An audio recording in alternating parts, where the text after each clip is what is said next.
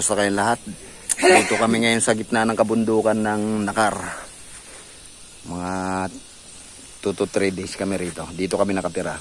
Dito kami tumuloy sa estudyante namin kay Ryan. Walang kapitbahay.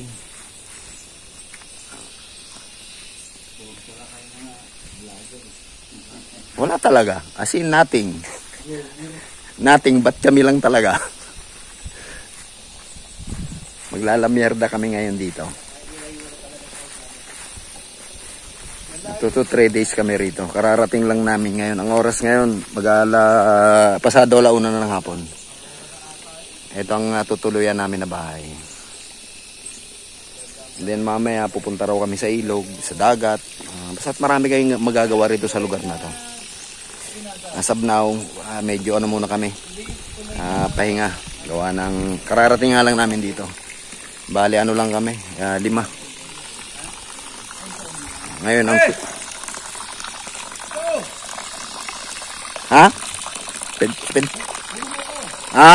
lang. Okay, yung tubig na kinukuha nila ito. Rekta ito sa ilog. Mula rito 2 kilometro daw. Sinuksok lang nila sa ilog, parang bukal ang dating. Okay, itong tutulayan namin, minsan na lang ito malagyan ng tao. Dapat pala, isinakay ko kayo sa kotse, hindi ko naisip, malawag pa pala. Para makasama kayo.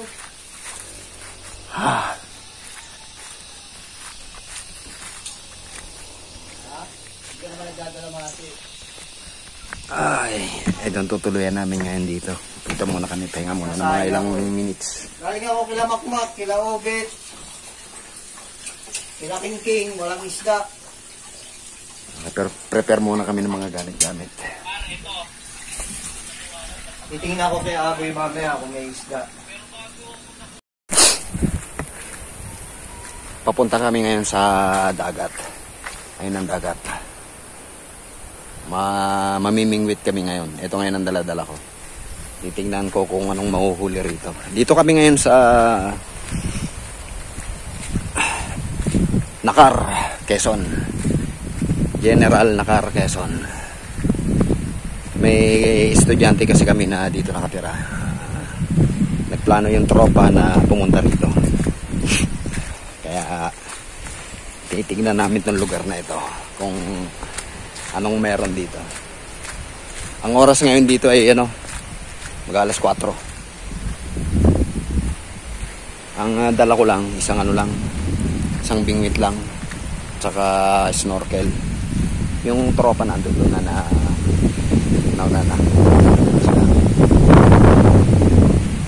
first time ko makarating dito. Napakaganda ng paligid, napakaganda ng dagat, napakalinis.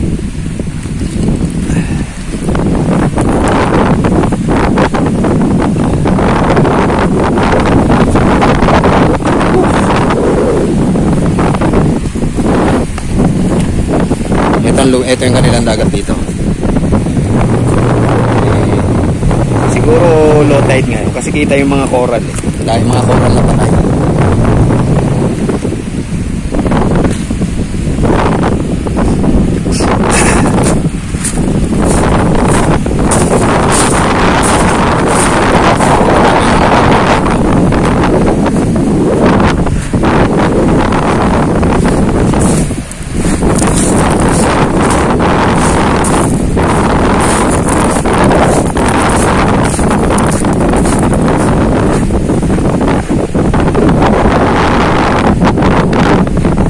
Sir, excuse po, ano ba ngayon? High tide ba ngayon? Low tide? Wala na tayo. Ngayon pa lang maglo-low tide? Ngayon pa lang mag-high tide. Okay, so itong lugar na to ngayon pa lang mag-high tide. Tamang-tama ito sa pamimingwit. Ito yung lugar pamimingwitan ko. Sayang hindi ko nadala yung best kasi nagmamadali yung trope. Wala tuloy akong taga-hapon sa ilapon. Ganda sana kung nakalagay sa dibdib. Nadala ko lang tuloy yung pasisid yan. Pang underwater na camera. Para masilip-silip ko itong mga coral. Ito kasi yung ito malapit sa akin mga coral. Ito, ayan. Hindi Hindi ko rin nadala yung lagayan ng cellphone na pagpapasa. Paala naman.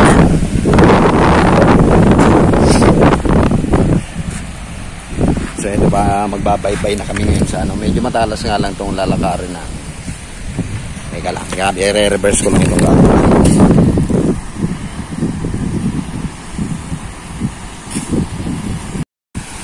Okay, yung tropa nando doon na sa unahan. Ito yung dinadaanan ko ngayon. Ano to, coral na namatay na. Kaya medyo matalas. Kaya ingat sa paglalakad. Basta ako sa paglalakad. Sayang nga lang, hindi ko nadala yung pang sa camera. Baka mabasa kasi itong cellphone ko, meron na. Sabi ng nakausap kong taga rito, ngayon pa lang nagsisimulang tumaas ang tubig. So ibig sabihin, kasi ano ito Pacific Ocean. So ngayon pala magsisimulang magsidatingan yung mga malalaking isda. Kung meron man isda na dito.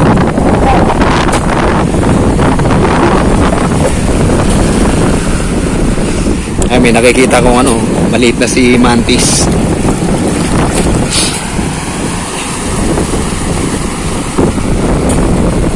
Pwede nang takmain kaya lang hindi yan ang target ko ngayon Mamimingwit ako.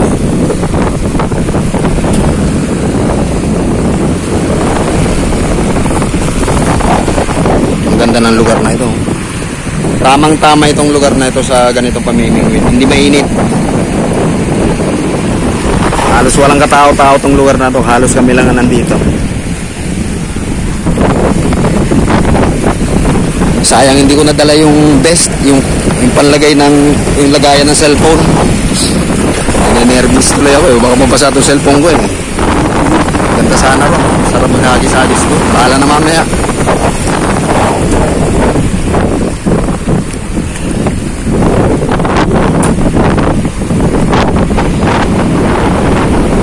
Dito, kesa sa hanap ako ng pwesto.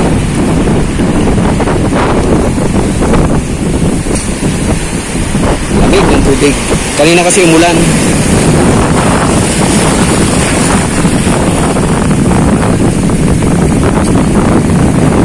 Takot ako baka basag-basag yung cellphone. Pagbalik namin dito bukas. Kapag kami rito. Kasi malapit lang to, walking distance na to sa bahay na pinanggalingan namin. Nahanap ako ng pwesto. Hirap na walang cameraman.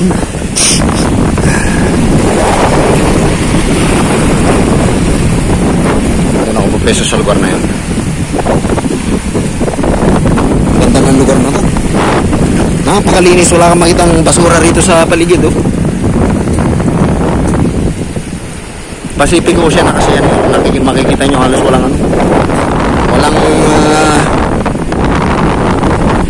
walang isla sa harapan. Talagang patag na patag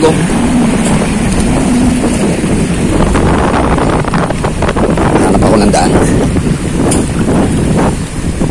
Yeah. Yung magandang spot. Dito ba yan?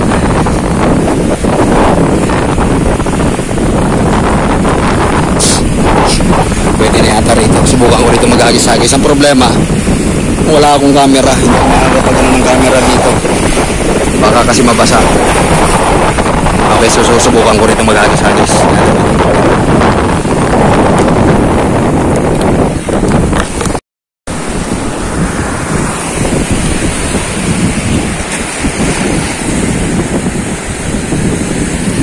For the meantime, ang sabi ng taga rito, mas maganda raw rito kung alas 7 ng gabi ang pangingisda.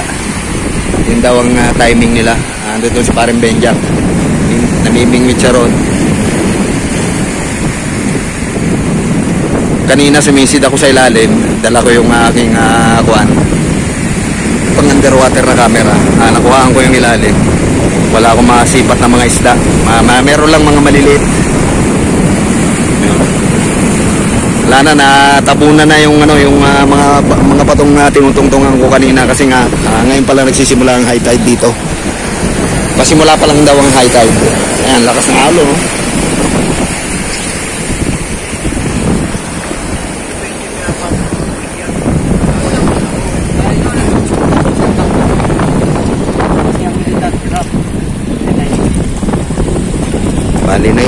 Yan sila, nakahagis-hagis din. Kaya lang bigo. Bigo bawat hagis. Kasi ikaw, ang tanguli. Kaya alas 7 ng gabi. Ang daming uwak oh. Ang daming ibon doon. Ang daming mga uwak doon oh. Yun, nakangawin din yung kaya.